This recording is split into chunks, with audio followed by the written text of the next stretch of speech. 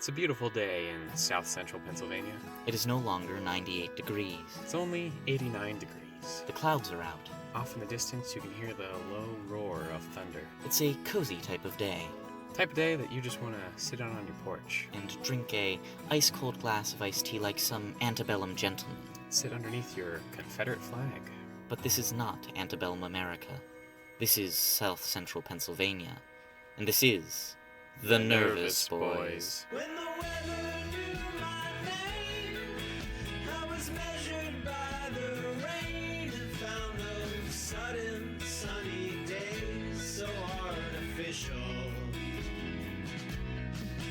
Good neighbors on the train, mediocre acres for rain by freight, the wooden days of love without appraisal.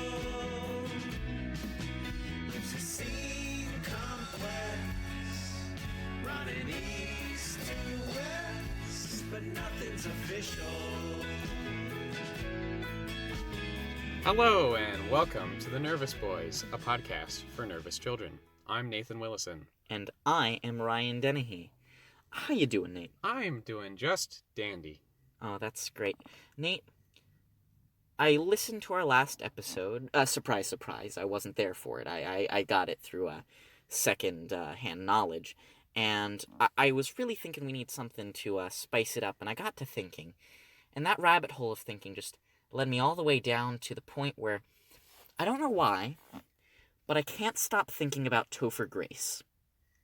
I never stop thinking about Topher Grace. I cannot stop thinking about him, and I'm worried for him. You know why? Because he was in that 70s show. Yes. He was in the best Spider-Man movie, Spider-Man 3. The best. And then, I'm sure he was in other things, but then I saw him again in Black Klansman, and he's had a recent resurgence, but I'm worried that it's not going to last. And he's such a good boy. I'm just afraid for him, Nate. I'm afraid for Tobey Maguire. I don't care as much about him because he's not my good boy. Tobey Maguire's my good boy. He's your good boy? He's my good boy. We all have good boys in this world. Hey, guys. If you use our Twitter at all, it's an outdated format that nobody uses to contact us through, but I think you should really tweet at us who your good boy is. You know ours. Mine is Topher Grace. His is... Angry Tobey Maguire. Angry Tobey Maguire, exclusively. Another thing I think we should do, now that we do have a tweeter, is we should follow every single person we mention on the show. So that means we have to seek out Topher Grace. Yes. And Tobey Maguire. I'm scared for Tobey Maguire, too. I haven't seen him in a while. He was in that show that was on IFC. I have no idea It was a really bizarre show, and I just remember him having sex with a mannequin or something in it. My boy. Mm-hmm. It was a really, yeah, I don't remember what that show was at all. Hey, if you remember what that show is, send it in through the psychic airwaves. Yes. Pray to Begelgitha. Yes. And we're still working on that, by the way. I hope you've been praying to Begelgitha. I hope you've been praying for ample man bosoms. I have, and let me tell you, I am up to triple B. It's really intimidating. I know, I am in terrible back pain. Anyway, what is the premise of this episode? This episode, we're going to talk about music. Elevator music. Music. Strictly elevator music. Well, Nate, you don't know this, but I have an extensive knowledge of the history of music. I can name who printed music tapes. I can name the different formats and stuff. You really just hit the nail on the head right here. And remember the rule, we got to follow all rabbit holes down. So let's talk a little bit about the history of the 3M company, okay? Mm-hmm. I think that would make some really good audio for everybody. Let's hear it. I was kind of bullshitting my way through that. You called me on my bluff, and now I officially have to go and just run into the woods and live as a hermit. You've shamed me. Yes. What specifically about music are we going to talk about? Well, we are going to... Ryan and I recently went to a concert, something that I had never done before. And I've done 1.25 times. So it was a new experience for us, which is what the show is all about. Mm-hmm. So we're going to... talk about our favorite types of music, the stuff that we're listening to, and our concert experience. It's going to be a little bit out of our wheelhouse. Like, the first one was very much in our wheelhouse. It was just trying something new. This time, we're bridging out a little bit. We're not on rock bottom anymore, but we're at rocky bottom, rock-ish bottom. It's kind of sad, because it's just going to a concert. Not that exciting. Well, I mean, again, we're milquetoast. It's what we got to do. We're getting there. So, first, who did we see in concert? We saw the Mountain Goats. Oh my god, you hipster. I know.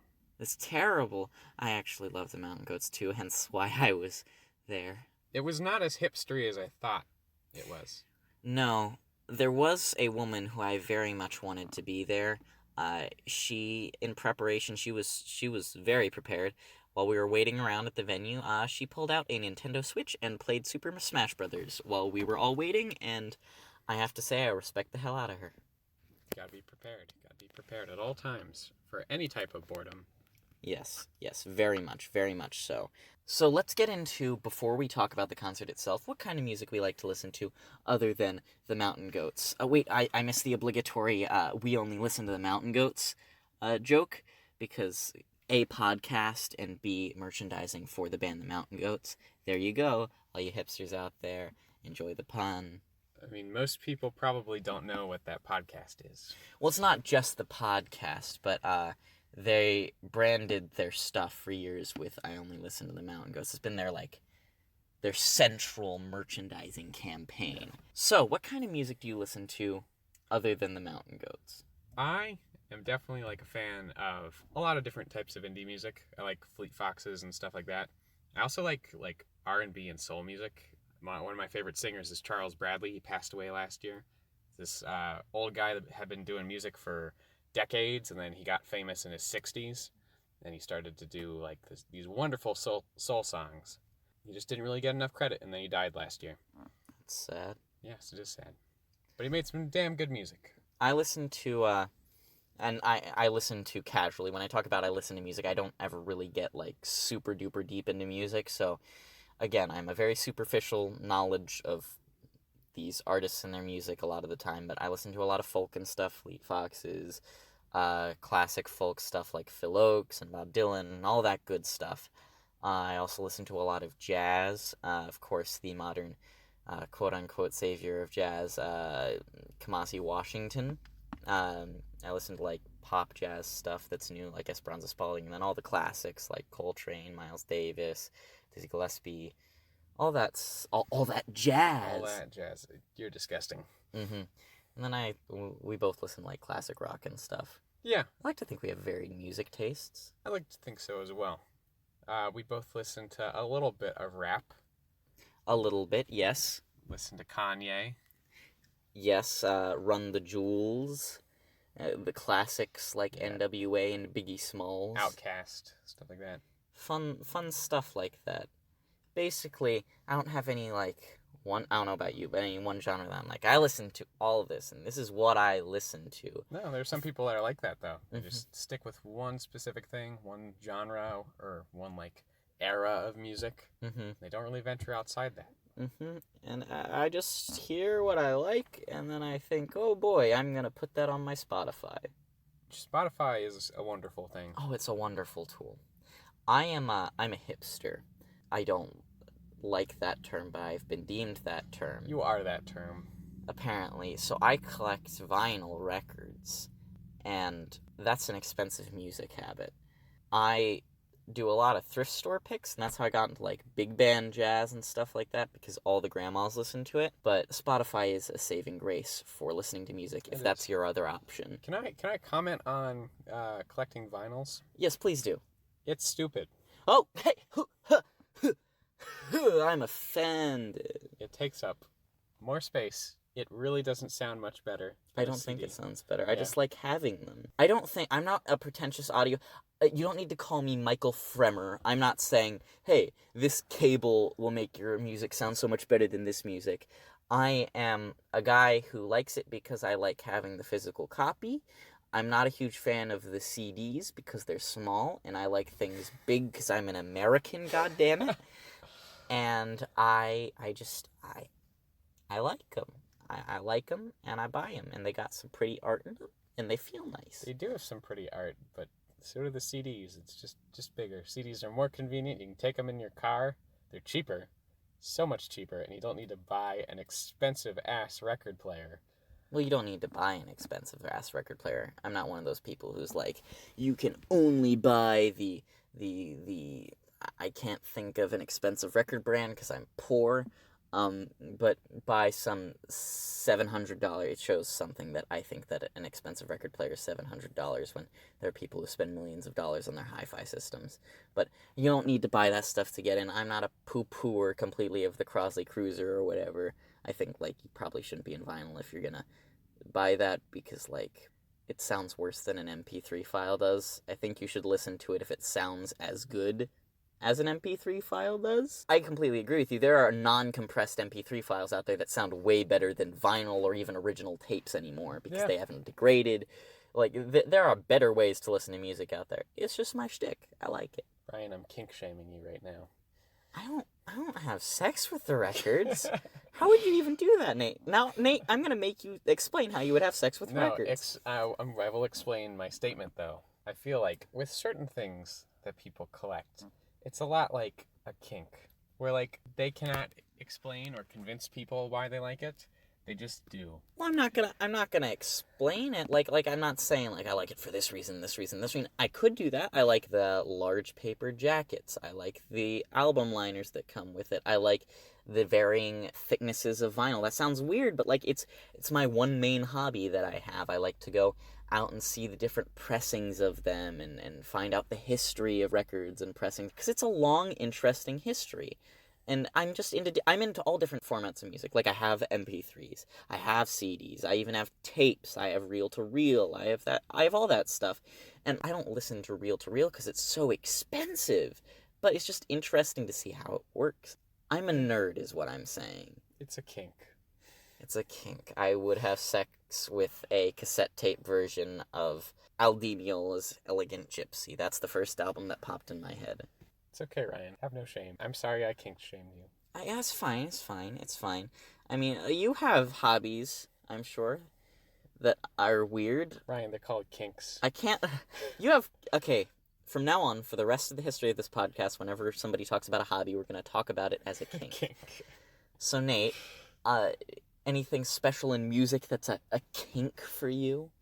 Well, not really. I just, I know you get CDs. I get CDs, and I put music on an MP3 player because I don't have Spotify Premium, and I just listen to them that way. It takes up a lot of time, and it's kind of inconvenient, but it is what it is. One thing I think we can both agree on, and I've been guilty of this before because I'm poor and stuff, and I go on the Bandcamp and stuff, and I don't donate when albums are free and stuff. But, like, we can at least agree on paying for music in some way or another.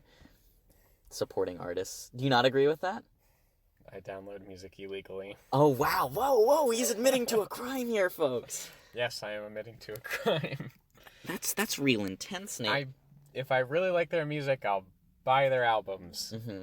But if music is available for free and I don't have to pay for it, I'm not going to pay for it. See, I get that. I have to admit, I've illegally downloaded a few albums before, and they're real hard albums to find, or they're just really expensive to buy. Yes. Like, the thing with vinyl and stuff is, I like very few albums enough to actually buy a physical copy of them. Yeah. Those I will buy on vinyl and CD or CD, something like that. But there are some, like, there's a jazz artist who I love, Ryo Fukui. He's a he's a Japanese jazz artist who passed away many years ago, but he released a few really excellent albums, and one of my favorite tune is just, like, it's not available anywhere until some guy uploaded it to YouTube, and so I YouTube to MP3'd it. Yes, I do that a lot. Mm-hmm. So is the caveat, you should pay to support the artists you like, unless they've made it completely inaccessible for you to get. Yeah, like, you definitely should support artists, especially, like, up-and-coming people and people that, like, are probably struggling to make a living off of it. Mm-hmm. But at the same time, if you wanted to own all the music that you really loved, it'd be really expensive. We're poor college boys. We can't afford that. There are a few albums that I get. I rarely ever get new pressings of vinyls because they cost $30 a piece or something. Like, there are dream albums that I have. Like, I want to get Kamasi Washington's Epic on vinyl, but that thing is 1 million discs. It's 3 hours long, and it costs a lot of money. And I don't want to spend $50 on that. It's a quarter of a reasonable record player. Yeah. So I finally caved in, and I got Spotify Premium at the student rate because I listened to a lot of music, and to me it was worth it. But That's a wonderful benefit of going to college. You'll spend thousands of dollars in tuition. Oh, but I get Spotify. you got $5 Premium. off a month for a Spotify Premium. It's a really fair world we live in. I get Hulu for $5 less a month. Oh my god, I'm going to college now. Exactly. Well, actually, when you get Spotify, you get Showtime and Hulu included at the student rate. Oh my gosh. That's such a deal, you know? I'm gonna go to more college now. Oh, boy. Oh, God, that just gave me anxiety, that phrase. Let's get back to the music, though. We talked a lot about music formats and stuff, but the music we really like, I want to talk about before we get into our concert experience. We said we went to the Mountain Goats stuff. Let's talk a little bit about the Mountain Goats. Yes. Which we, again, are by no means qualified to talk about. Or at least I'm not. I have listened to a lot of their music, a lot, but John Darnielle has made over 500 songs or something like that. There's way too many albums. There are way too... we'll tell the story, but the concert we went to, He's recorded so many songs that he's forgotten some of his own lyrics. Yeah. Do you want to tell the story? Yeah, like at the concert we went to, at one point, he forgot the lyrics to one of his songs while he was playing it, to the point where he had to get someone's phone out of the audience and look up the lyrics to his own song. That's nothing against him as an artist. He's a very charming man, and it was a very charming moment, but... It was a very cute moment, yeah. Yeah, he had a lot of those. Someone, threw their phone at him. And then he screamed out their passcode to the entire venue. Yeah, it was pretty funny, pretty cute. That was pretty great. Mountain Goats music. Yes. What is your favorite album of theirs? I haven't listened to a lot of his early tapes. His early years. Have you? No, not only All Hail West Texas. And that's like late early years. But it was still recorded on like a tape recorder. Mm-hmm. So he started out, for those of you who don't know, his early career just for the first long while, just recording stuff on cassette decks, and it was just him for a while, and then he had some other people here and there. And yeah, really lo-fi. Like, he was just doing it when he can, just out of, like, passion. Mm-hmm. The early lo-fi albums that I've listened to the most, I guess, I've listened to Nothing for Juice, Sweden, and All Hail West Texas, and one other one that I can't really remember the title of the album. But those are the early years ones. I've listened to All Hail West Texas a lot. That one's my favorite one of his albums, but that's the one of his early lo-fi ones I've listened. You've listened to All Hail West Texas. Yes, that's one of my favorites. But yeah, he eventually kind of transitioned into doing full studio albums and stuff. Mm-hmm. And it's... Do you like that era? A lot of people who are very much, I'm not going to say Mountain Goat snobs, but I mean I just said it. A lot of people like his mid-era. They say it's his best era. I mean, I guess I would tend to agree, but I like a lot of his recent stuff too.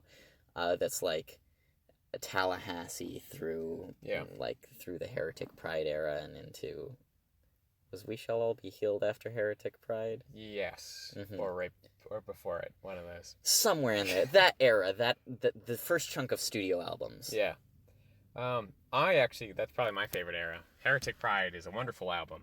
Everybody should listen to it. And it's just so well written. It was after the lo-fi era, so he could actually do some interesting stuff musically. It just wasn't him and a guitar. Mm-hmm.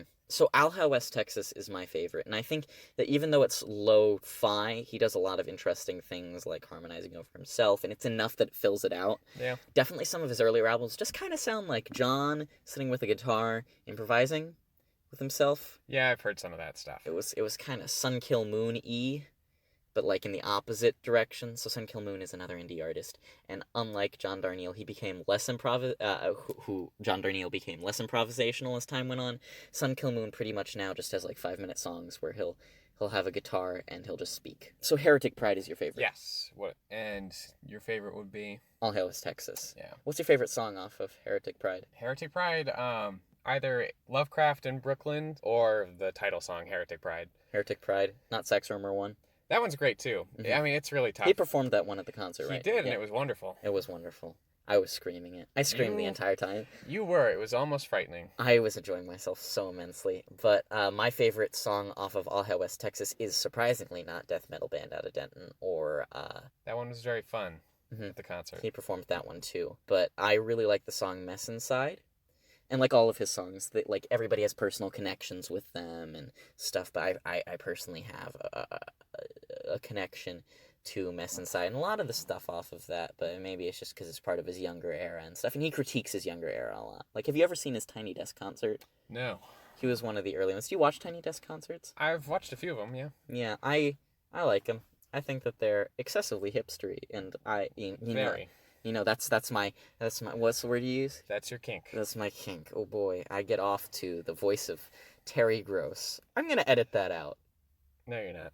No, I'm not. He talked at the end. They're suggesting what songs to play, and someone suggests going to Georgia, and he talks about how he doesn't like it because when you're young, you think you have to make these big romantic gestures, and you think that it's like a good idea and really romantic to just go up to a woman and go out there and be dangerous and have a gun on your hip. And I think it's interesting as a young man looking at that and then seeing him reflect on his... Yeah, it is really cool that he's been making music for so long, and he has so many stories to tell, and he's definitely grown both as an artist and a person. He talks about that all the time. It's just, and he's just like it seems like he's a really good person, too. Yes, it seems like he's a dad.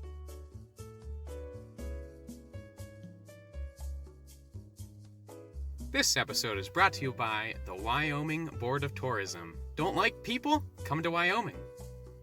This episode is brought to you in part by the emotion of regret. Feel it, love it, or more likely, hate it. Now let me tell you, Nate, I've been trying this out a lot lately, and it's really changed my life in a lot of ways, and I don't know if they're for the best. They're probably not, but I have to say, it's made a noticeable change. I've noticed you're feeling a lot more regretful lately. Yeah, I know. I just do anything, and I immediately think, oh, geez, I could have made a better choice.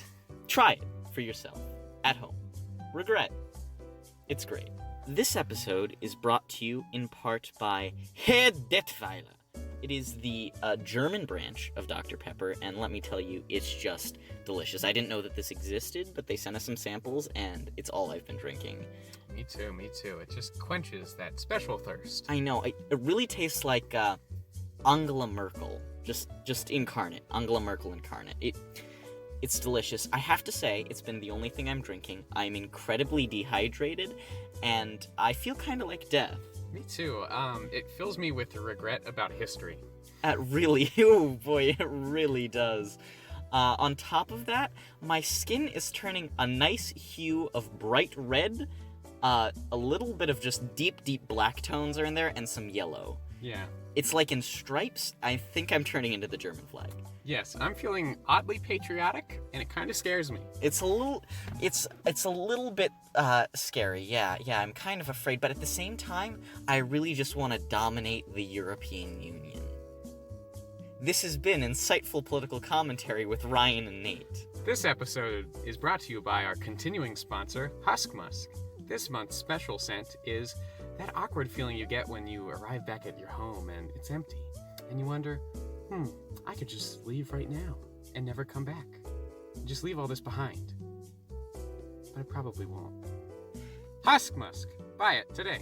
I've been anxious about trying this scent because I think it hits really close to home for me, and I already think I exude this odor. But you seem to have been enjoying it. Yes. You've been off the sweaty train for a little while. For a little while now. I tried mixing them together, and it just became sweaty anxiety. It just became sweaty anxiety, and I started to grow bumps all over my skin, and then my skin started peeling, and I began thinking a lot about just how green the world is.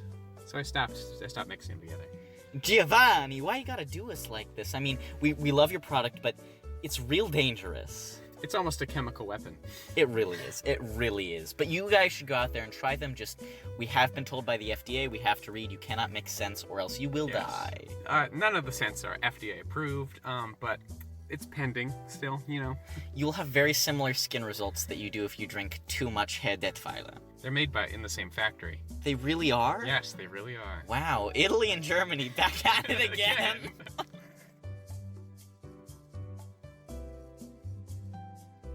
So now on to our concert experience that we had the other day. Yeah. You want to talk? This was your first experience, so I want to get your fresh take on it. Yeah, it was. Ryan and I went with his brother and a couple friends, and we went to Philadelphia, which is a wonderful city for music and concerts. I just love that city. It is absolutely a city of brotherly love. It really is. And sisterly love. What did you think of the venue? The venue was actually, it was pretty cool. It was in like an old train station. Yeah, Union Transfer. Yeah. So it was like really cool, and it was real packed too. It wasn't excessively to the point where like you felt like you were dying, though. I've only had that experience for part of one of the other experiences I've had. Yeah. I thought it was the right amount of pack to get a kind of energy from everyone. Yeah, it was. Everybody was really into it. As soon as the main act got on stage, everybody was quiet. They were just listening, enjoying, and singing along. Yeah. You think it was a good first experience? You think this was a good way to expose yourself? Yeah, it was a really good first concert experience. Yeah, I think that this was my first, like, concert for a band that I really liked, I'll say. I went to a concert, 2 years ago now, in Philadelphia too, at the Trocadero. It was a John Carpenter concert, and then I saw Vanilla Ice live at one point, but we'll get to that later. The only other type of experience that I had is I went to this conference, and a Christian band played the opening night of the conference. And nobody knew any of their songs, and we all just kind of stood and swayed back and forth till they were done. As one does to Christian rock. As one does. Hey, this is Editor Ryan here with a little bit of a note. We refer to the opening act as Kate McEwen. Her name is Erin McEwen. What did you think of the opening act? It was interesting. I had never really heard of her before. Yes, Kate McEwen? McEwen, yeah. Kate McEwen. Yeah. She was pretty good. I liked her a lot. She kind of caught me off guard with her first song. Yeah, it was more beat poetry. I had never experienced beat poetry before in my life. I didn't like it. You didn't like it? No. I have to say, one of my favorite moments of the entire night was she knew she'd get a reaction out of this. She was going through her beat poetry, listing off random things you're supposed to have reactions to, and then she said, "the president," and then she stopped. Well, she made it a pun, too. Yeah. It was like, the past and the president, and it was definitely like an, oh... And of course, everyone in the audience went, oh... I don't know, it was a bit of like a... It was a bit of a groaner line. It was like a pun. Yeah, it was on the nose, if you know what I mean. Puns and political commentary probably shouldn't be mixed together. Oh, what are political cartoons? I mean, it's our history, Nate. But other than that, you liked your song? Yeah, she's pretty good. At one point, she brought out the saxophonist to the band, and she did like a really pretty duet with him. Yeah. And then at one point, John Darnielle came out, and when she was doing a cover of one of his songs. Yeah. And that was really special. It was the song, I didn't realize this because I didn't start listening to I Only Listen to the Mountain Goats until after this concert, because this concert got me kind of jazzed about that. But there's a podcast that's John Darnielle and this other journalist fella. It's the host of the Welcome to Night Vale podcast. Yeah, and they do a podcast together. The first season, quote unquote, I just realized I did air quotes with my fingers, and this is an audio medium, that they did is his album All Hail West Texas, so there would be a band or an individual who covers a song off of that album, and then they'd spend the episode talking about it, and then they'd release the song. Most of the time. John Green was on an episode because the band wasn't on it for some reason. And Kate McEwen did her cover, and it didn't click in my brother's brain, who had already listened to this, until she was performing that's who it was. And it was an energetic time. It was a great way to pump up the crowd. It was. As far as opening acts go, it was really good. Can we talk about the most exciting part about that? Yes. John Darnielle's pink and white polka dotted shirt. Yes, it was. I just love his whole physique, his whole look, everything. He's such a dad. He's a dad rocker. It's He looks like the type of person you expect to go to like a Guns N' Roses concert. Exactly. But he's up on stage. Mm-hmm. Yeah, he was jumping around. He was John jumping Darnielle. around. He is such an energetic person, and his smile is just He had a big smile the entire concert. it's amazing, and you can tell he really wants to be there, and he actually enjoys his music. Yeah. Like when I was at the John Carpenter concert, John Carpenter is a tired old man, and his son is just terrifying. His son Cody plays backup keyboard or main keyboard if John's Carpenter's hands. Oh God, there are two Johns we're talking about. If John Carpenter's hands can't really handle it anymore, I'm not kidding, the entire 2-hour concert, he stared into my brother and my soul. That's fine. That's He has those connection. piercing, terrifying eyes. He put on sunglasses at a point and still didn't move his head. stared at you. You could feel it through the sunglasses. John Darnielle was not like that. Yeah, no, he wasn't. He like seemed to make eye contact with everybody in the first couple rows. Yeah, he touched a few of them. There was He fist bumped a guy. yeah, that beefy boy. You turned around and he just looked like he was 3 years old and he had just been given a piece of candy. He was so excited. Yeah, there were definitely some interesting fans at the Mountain Goats concert. The guy in front of me had been at their Baltimore show, the Philadelphia show beforehand, the night before the Philadelphia show we went to, and he was just having the time of his life. I think he was a groupie or something. Maybe is that still a thing? I don't know, Are but groupies still a thing? I want to be a groupie so I can eventually graduate to a roadie. No, I do not want to be a groupie. I feel like it's an experience, though. I feel like it's sad I suppose. because you're If I out was... of all the things you can do in life, following a band from city to city and listening to What if you use it... probably the same songs over and over again seems kind of pointless. But Nate, two things. First, what if you use it as an excuse to travel? You can just travel. I suppose Nobody's so. stopping you. I suppose so. You've shut down that point. And second, you cannot hear This Year No Children and Best Ever Death Metal Band out of Denton too many times. No, but You know you've heard that at every single concert, though. yeah, there's Not no... death metal band, apparently. Really?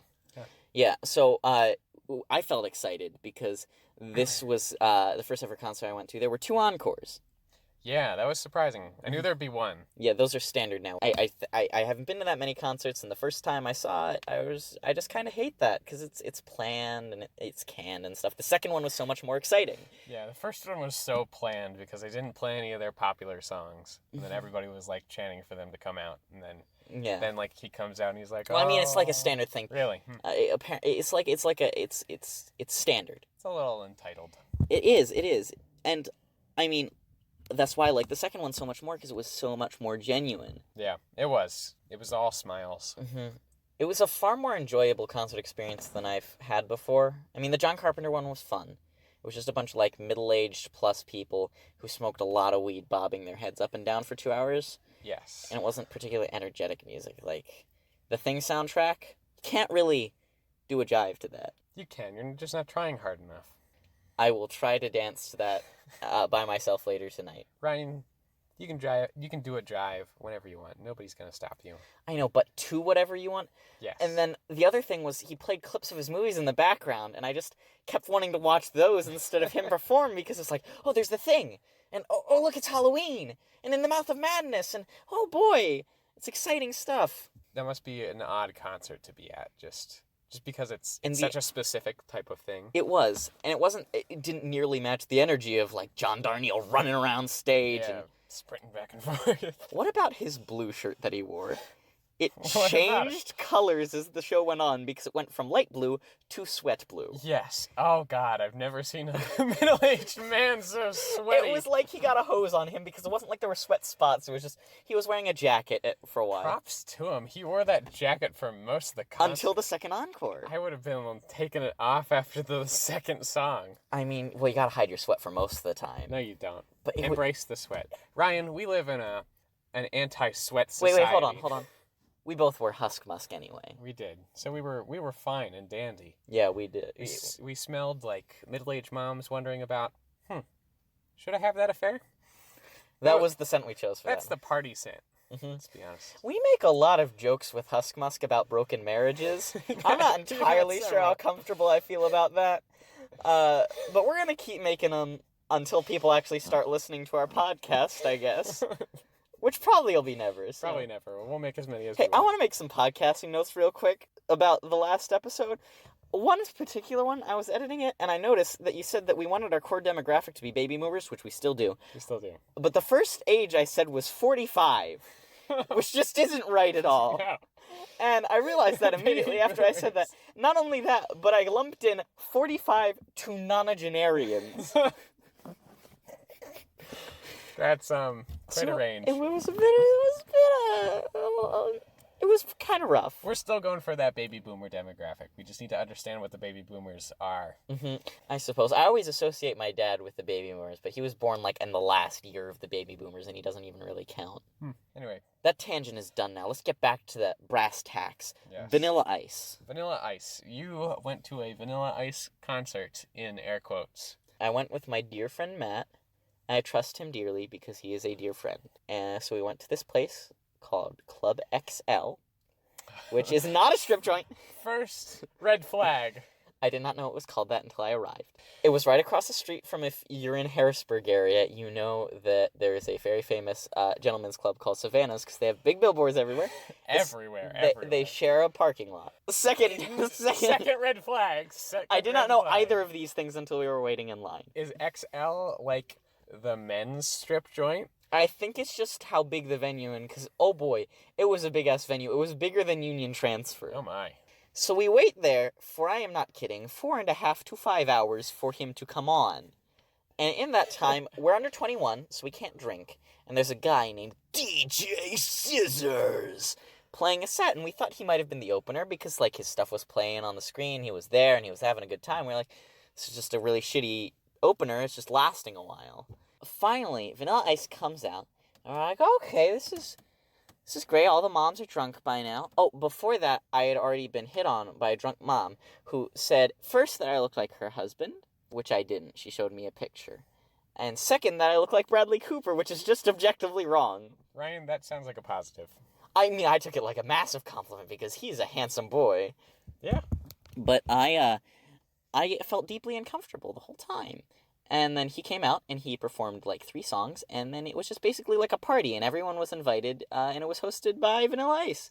And everyone got drunk, and all the moms started getting, they started spraying water on them, and all the smoke from, there's an outdoor area, from the cigarettes came in. And there's, like, an in-between area, and that's where all the people smoked weed, and that was going between them. And then inside, people were just vaping.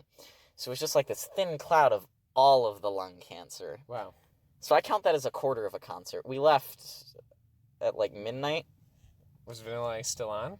Yeah, he stopped singing. He just started... It was really sad. He kept saying, like, things were some 90s shit, quote-unquote. I'm glad that John Darnielle has aged gracefully. Yeah, that's really sad. It says something. John Darnielle, recovered meth addict, ended up so much less sad than Vanilla Ice, at one point a superstar. Vanilla Ice must have been addicted to something at some point. Oh, I'm sure his voice now sounds like a Muppet from hell. That makes sense. Just... Now, here's the most important question. Did he play Go Ninja, Go Ninja Go? Oh, he didn't. It was like a heavy metal cover. It was actually really exciting. I found out that I like heavy metal live. Heavy Metal by Vanilla Ice. It was really good. He has a voice for it. I mean, Wow. It wasn't really good. It was better than waiting around for 4 hours while a bunch of drunk moms hit on you. That sounds wonderful.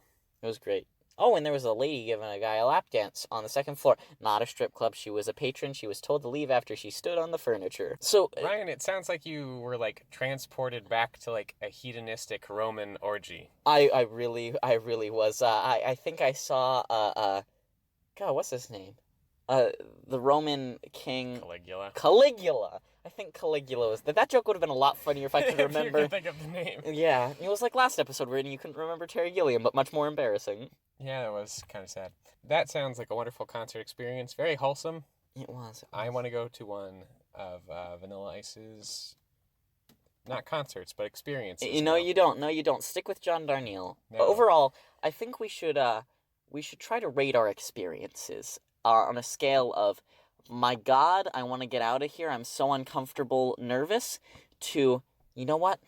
I conquered something today. And that's a 1 to 10 scale, by the way. 1 being, I want to get out of here, and 10 being, Okay, yeah. I conquered something. 10 doesn't mean it was spectacular or great. It's not a scale of goodness. It's a scale of how nervous you felt. Okay, I get it. Yeah. So do you want to give a rating? This was your first experience. At the concert, it was like an 8. Like, I wasn't that nervous going in. It's a concert. Yeah. Yeah. I'm not really putting myself out there that much. But it was like a really good experience, and I'm really glad I went. I wasn't nervous at all, really. For me, on that scale, it's like an 8 too. Yeah. As far as concerts go, in my limited experience, that was like a 10. It was a fun experience. It was wonderful, yeah. I was headbanging and screaming. Best ever death metal band came on, and I was screaming "Hail Satan." Although, what is our patron god of self-restraint and big breasts? Bagolgatha. Begelgatha? Bagelgatha. Begelgatha. Begelgatha, I'm sorry, I keep forgetting your name. I don't worship Satan more than you. You are my one true God. Yes, we need your self-restraint and large male bosoms.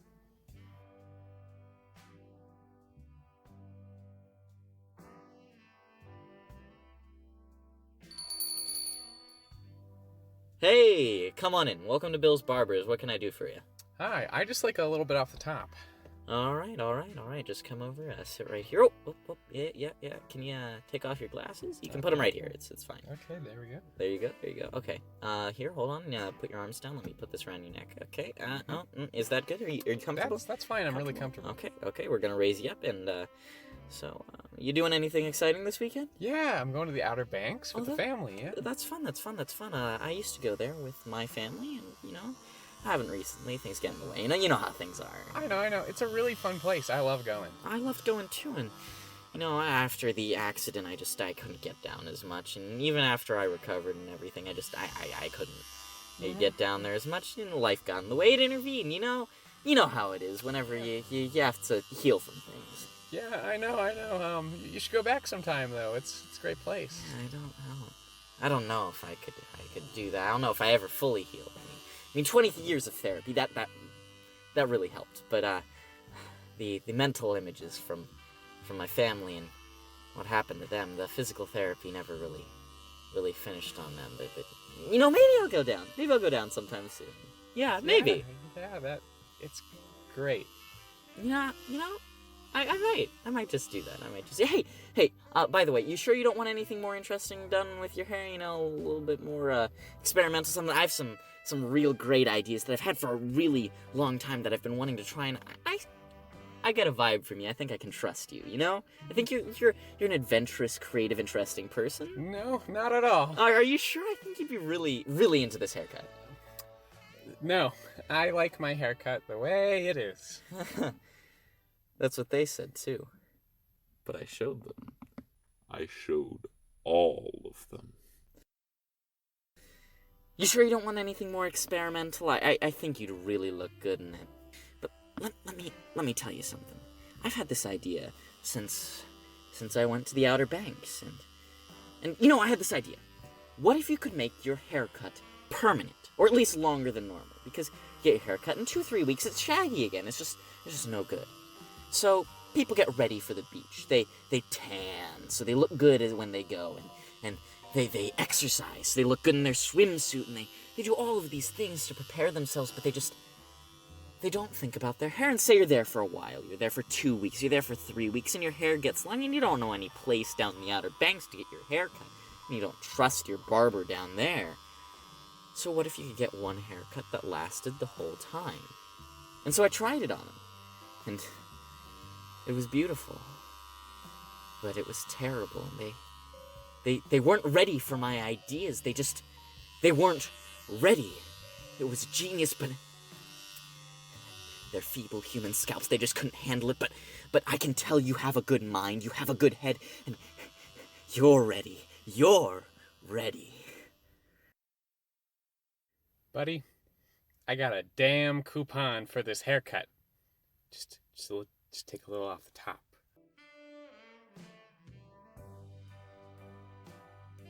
So, that's it for our episode.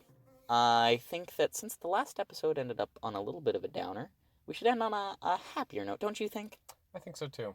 So, I'm gonna leave you with a little bit of parting wisdom. First, you should follow us on Twitter @BoysNervous and listen to our podcast on all of the formats. All of them. All of them, every single one. If there's a format out there, we're on it. Also, you should let us know if we're not on one that you want to be on. We're trying to get a hold of Spotify to get on there. Yes, we're calling up Mr. Spotify. Yes, Steven Spotify, we want to be on your format. Our theme song is Squirrel Fever by Krestovsky. Yes, a wonderful song. Yes. Also, folks out there, if you can find out who this man is, I cannot find him. I found a Krestovsky on Spotify, but he makes EDM. Hey, you never know. You never know. Could have pivoted. Could have pivoted. And I'll leave you with a little bit of parting wisdom. Whoever you are, wherever you are, I want you to go out there and make today great, and make tomorrow even better. This has been The Nervous Boys. I'm Ryan Dennehy. And I'm Nathan Wilson. Catch us next week. So much for light reading, so much for serious nature. Got a real feeling, got the dead backyard